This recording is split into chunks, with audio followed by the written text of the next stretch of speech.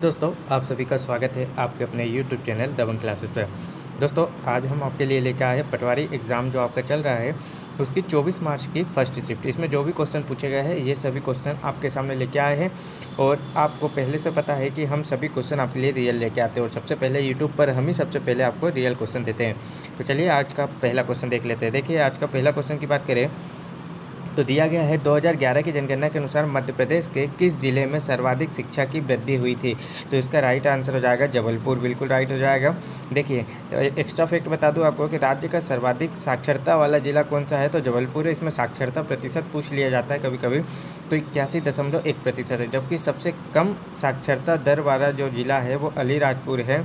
इसमें जो है साक्षरता दर प्रतिशत आपके 36.1% है। तो आपको ये दोनों याद रखना है कि सर्वाधिक साक्षरता दर वाला जिला कौन सा है, तो जबलपुर है, तथा सबसे कम साक्षरता दर वाला कौन सा है, तो वो अलीराजपुर है। नेक्स्ट क्वेश्चन देखते हैं। नेक्स्ट क्वेश्चन यहाँ पर पूछा गया है हमसे कि प्रतिरोध का एसआई मात्रक क्या होता है। प्रतिरोध का एसआई मात्रक पूछ लिया जाता है, तो इसका राइट आंसर होगा प्रतिरोध का जो एसआई मात्रक होता है वो ओम होता है। ये आपको ध्यान रखना है। तो देखिए, प्रतिरोध एक विद्युत परिपथ में विद्युत धारा के विरोध को मापता है। प्रतिरोध को ओम से मापा जाता है और इसका प्रतीक चिन्ह कभी कभी देके पूछ लिया जाता है, तो ओम का प्रतीक चिन्ह इस प्रकार से होता है। नेक्स्ट देखते हैं। नेक्स्ट यहाँ पर पूछा गया है कि पहली पीढ़ी के कंप्यूटर को कब निर्मित किया गया था। तो इसका राइट आंसर हो जाएगा 1940 से 1945 के बीच में पहली पीढ़ी का जो कंप्यूटर था उसे निर्मित किया गया था। इसके बारे में एक्स्ट्रा फैक्ट आपको याद रखना है कि कंप्यूटर की प्रथम पीढ़ी जो है इसकी शुरुआत कब से कब की गई थी, तो 1940 से 1945 में मानी जाती है। पहली पीढ़ी के कंप्यूटरों में वैक्यूम ट्यूब और थर्मी ऑन वाल्व प्रयुक्त किए गए थे। यह आपको ध्यान रखना। पूछा जाता है कि प्रथम पीढ़ी के कंप्यूटर में किसका प्रयोग किया गया था, तो वैक्यूम ट्यूब और थर्मी ऑन वाल्व का प्रयोग किया गया था।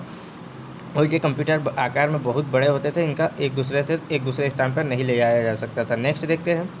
एड्स किसके कारण होता है, तो ये विषाणु के कारण होता है। ये पूछा गया था, 4 ऑप्शन दिए गए थे, जीवाणु, विषाणु, प्रोटोजोआ, इस तरीके से 4 ऑप्शन दिए गए थे, जिसमें से विषाणु इसका राइट आंसर होगा।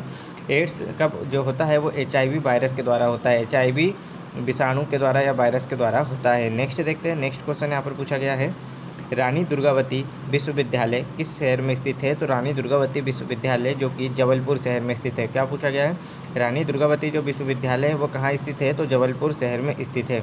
नेक्स्ट देखते हैं। नेक्स्ट क्वेश्चन पूछा गया है कि द्रौपदी मुर्मू किस नंबर की राष्ट्रपति है। तो देखिए, इसका राइट आंसर होगा 15वें नंबर की राष्ट्रपति है।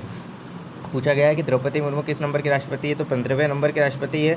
और अब ये पूछा जा सकता है कि इनके विपक्ष में कौन खड़ा हुआ था, तो इनके विपक्ष में सभी को पता है कि यशवंत सिन्हा खड़े हुए थे। और देखिए, यहाँ पर 25 जुलाई 2022 को भारत के 15वें राष्ट्रपति के रूप में द्रौपदी मुर्मू ने शपथ ली थी। और ये कहाँ के राज्यपाल थे, ये पूछा जा सकता है, तो ये झारखंड की राज्यपाल थी राष्ट्रपति बनने से पूर्व। नेक्स्ट देखिए। नेक्स्ट क्वेश्चन यहाँ पर पूछा गया है, पाताल पानी कहाँ स्थित है, तो पाताल पानी इंदौर में स्थित है। पाताल पानी जलप्रपात मध्य प्रदेश के इंदौर जिले में स्थित है। इसका राइट आंसर हो जाएगा इंदौर में। तो बस यही पूछा गया था कि पाताल पानी कहाँ स्थित है, तो इंदौर जिले में स्थित है। नेक्स्ट देखिए। नेक्स्ट यहाँ पर पूछा गया है, ग्वालियर के किले को किस नाम से जाना जाता है। तो ग्वालियर का जो किला है इसे जिब्राल्टर के नाम से जाना जाता है। भारत के जिब्राल्टर के नाम से ग्वालियर के किले को नाम जाना जाता है। और इसके अलावा अगर ऑप्शन के अनुसार दिया होगा तो जो भी आपके ऑप्शन में दिया हो हमें कमेंट करके बताएं, हम आपको ज़रूर इसका राइट आंसर बताएंगे। देखिए, इस किले को मुख्य 2 महल थे, तो एक गुजरी महल और दूसरा मान मंदिर था। इन दोनों को मानसी तोमर ने उसके शासनकाल 1486 से 1516 ईस्वी के बीच में बनवाया था। तो दोस्तों, अगर आप लोगों को वीडियो अच्छा लग रहा है तो वीडियो को लाइक करें, कमेंट करें और चैनल पर नए हो तो चैनल को तुरंत सब्सक्राइब कर लीजिएगा। और आप सभी को बता दूं, जो मैथ रीजनिंग है सबसे ज़्यादा प्रबंधन पे ध्यान ना देते हुए, प्रबंधन और इंग्लिश को ध्यान ना देते हुए, क्योंकि ये 2 चीज़ आपके लिए कठिन है।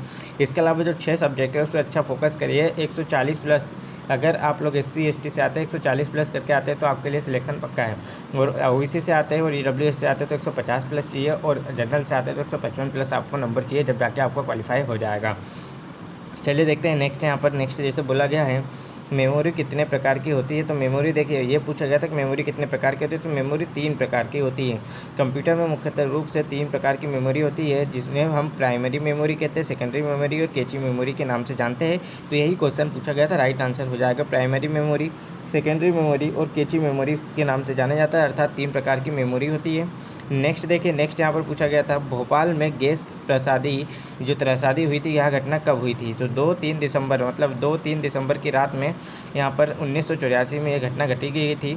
अब इसके बारे में एक्स्ट्रा फैक्ट बता दूँ, 2-3 दिसंबर 1984 की रात लगभग 45 टन खतरनाक गैस मिथाइल आइसोसाइनेट एक कीटनाशक संयंत्र से लीक हो गई। गैस संयंत्र के आसपास घनी आबादी वाले इलाकों में फैल गई, जिससे हज़ारों लोगों की तुरंत मौत हो गई। तो यह आपको पूछा गया था, तो कब हुई थी? तो नाम भी पूछा जा सकता है मिसाइल आइसोसाइनाइड, ये आपसे पूछा जाता है, तो इसका नाम याद रखना है, मिथाइल आइसोसाइनाइड कहते हैं।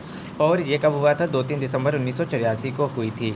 नेक्स्ट यहाँ पर देखिए पूछा गया है समुद्रगुप्त का शासनकाल कब से कब तक चला था। तो समुद्रगुप्त का शासनकाल पूछा गया है, तो आपके ऑप्शन में यदि 350 से 380 दिया होगा तो ये भी सही होगा, और 335 से 380 दिया होगा तो ये भी सही होगा। और समुद्रगुप्त को भारत का नेपोलियन कहा जाता है, ये क्वेश्चन आपके एग्जाम में अक्सर बन सकता है, तो ये आपको ध्यान रखना है कि भारत का नेपोलियन समुद्रगुप्त को कहा जाता है। गुप्त राजवंश के चौथे राजा और चंद्रगुप्त प्रथम के उत्तराधिकारी एवं पाटलिपुत्र उनके साम्राज्य की राजधानी थी। वे वैश्विक इतिहास में सबसे बड़े एवं सफल सेनानायक एवं सम्राट माने जाते हैं, इसी कारण इन्हें भारत का नेपोलियन कहा गया था। नेक्स्ट देखिए, नेक्स्ट यहाँ पर पूछा गया है कि डॉक्टर लीला जोशी को किस क्षेत्र में पद्म श्री से सम्मानित किया गया था। तो ये देखिए मेडिकल के क्षेत्र में सम्मानित किया गया था। करेंट से क्वेश्चन पूछा गया था। जनजाति महिलाओं और बच्चों के एनीमिया रोग के खिलाफ करीब 22 साल तक काम करने के कारण निस्वार्थ मानव सेवा में उन्हें मदर ऑफ रतलाम और mother Teresa of Madhya Pradesh के नाम मिला। तो उन्हें ये भी पूछा जा सकता है कि मध्य प्रदेश का मदर टेरेसा किसे कहते हैं, तो ये आपको याद रखना है कि लीला जोशी को कहते हैं। मदर ऑफ रतलाम किसे कहते हैं, तो ये भी मदर जो आपकी लीला जोशी इन्हें कहा जाता है। लोग आज डॉक्टर लीला जोशी को इसी नाम से पुकारते हैं। मेडिकल क्षेत्र में उल्लेखनीय योगदान के लिए भारत सरकार ने उन्हें पद्म श्री आदर्श नागरिक सम्मान के लिए चुना है। तो ये क्या हो जाएगा? बिल्कुल राइट आंसर हो जाएगा, मेडिकल क्षेत्र में दिया गया है। नेक्स्ट देखिए, नेक्स्ट हमारे पास इतने क्वेश्चन आए थे। बायोगैस को ऑक्सीजन में कैसे बदला जा सकता है, तो ये ऑप्शन के अकॉर्डिंग आपको बताना था।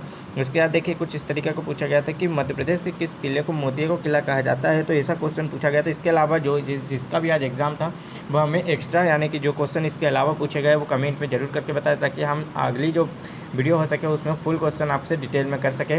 और वीडियो अच्छा लगा हो तो लाइक जरूर करना। देखिए शौचालय में कौन सा पदार्थ पाया जाता है, तो 3 ऑप्शन हमें मिले, परंतु चौथा ऑप्शन नहीं मिला, तो जो चौथा ऑप्शन था वो कमेंट करके जरूर बताएं। वीडियो अच्छा लगा हो तो लाइक करना, अपने दोस्तों में जरूर शेयर करना। जय हिंद दोस्तों।